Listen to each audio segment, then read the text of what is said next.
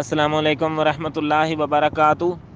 جی میرے پیارے بھائی حمزہ، آپ کا سوال ہے کہ میں اپنے نام کے آگے سیلفی لگانا چاہتا ہوں، تو کیا میں اپنے نام کے سامنے سیلفی لگا سکتا ہوں؟ جی بالکل میرے بھائی، آپ اپنے نام کے سامنے سیلفی لگا سکتے ہیں، یعنی حمزہ سیلفی۔ تو اللہ سے دعا ہے کہ اللہ تبارک و تعالی ہر مسلمان کو جو ہمارے اسلاف ہیں ان کے ساتھ محبت کرنے کی توفیق عطا فرمائے۔ تو اب سلف صالحین کون ہیں؟ سلف صالحین میں جو ہم سے پہلے گزر چکے ہیں وہ سب ہیں، جن میں صحابہ کرام ہیں، جن میں تابعین ہیں، تبع تابعین ہیں، اس کے بعد جتنے محدثین وغیرہ ہیں، یہ سب کیا ہیں؟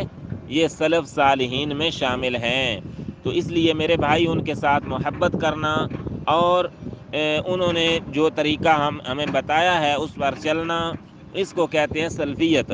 چونکہ سلفیت اصل اسلام کا نام ہے اور سلفی دنیا والوں پر اصل اسلام کو پیش کرتا ہے، اس وجہ سے منہج سلف پر چلنے والوں کو سلفی کہا جاتا ہے۔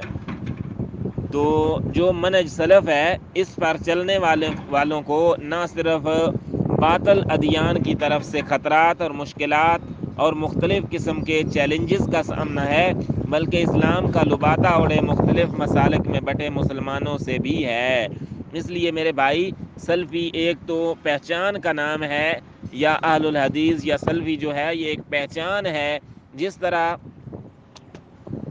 جب خارجی پھیل گئے تھے، صحابہ کرام ایک طرف تھے، ایک طرف خارجی تھے، تو خارجی بھی اپنے آپ کو مسلمان ہی کہتے تھے، تو جو دوسرے صحابہ کرام تھے ان صحابہ کرام کا نام کیا رکھا گیا؟ اہل سنت۔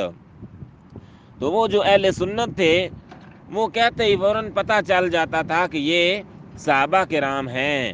اسی طرح آج اگر آپ سلفی کہتے ہیں یا آج ہم کہتے ہیں کہ فلاں اہل الحدیث ہے، تو فوراً ہمارا ذہن وہاں پہ پہنچ جاتا ہے کہ یہ وہ مسلک ہے یا یہ اس منہج کے لوگ ہیں جو شرک اور بدعات سے بچے ہوئے ہیں۔ تو اس لیے اگر آپ اپنے نام کے ساتھ سلفی لگاتے ہیں یا اہل الحدیث لگاتے ہیں تو انشاءاللہ اس میں کوئی حرج نہیں ہے۔